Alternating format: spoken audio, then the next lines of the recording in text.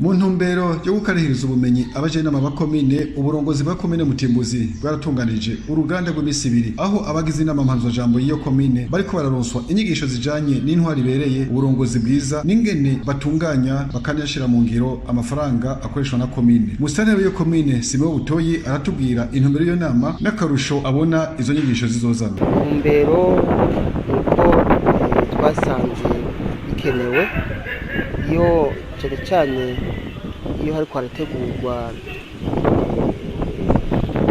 indinganizo y'ubutunzi bwa komine, ugasanga haba guhushagurika, ugasanga bamwe kubera atabumenyi bijanye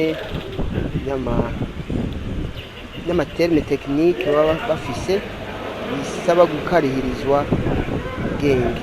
Niyo mvo rero yatumye dutegura runo ruganda, kandi kugira ngo biborohere nabo nyene gukurikirana ubutunzi bw'ikomine yabo iyo yacu ingene buriko burakoreshwa.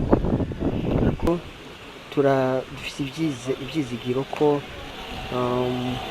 mu bikorwa bigiye kubandanya mu ntango y'umwaka, aho bazotegura indinganizo y'ubutunzi, ico bita budget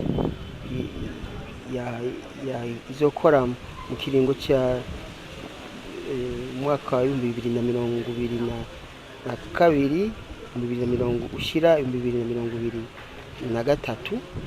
Ico gihe bazoba borohewe, bazotegura ibyo bazi, ibyo bafitiye ubuhinga.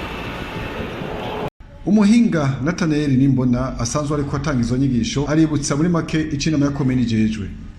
Inama ya komine ijejwe ubuzima bwa komine bwose iyo buva bukagera, niyitunganya ikongera ikemeza amafaranga azokoreshwa, niyo ikurikirana muri rusangi ibikorwa byose birangurirwa muri komine, bitibagiye ikintu nyamukuru cyo kubungabunga amahoro n'umutekano muri komine. Turamenyeshe ko urwo ruganda rwatunganijwe ku magenekezo ya 13 za 17 Kigarama uyu mwaka wa 2021.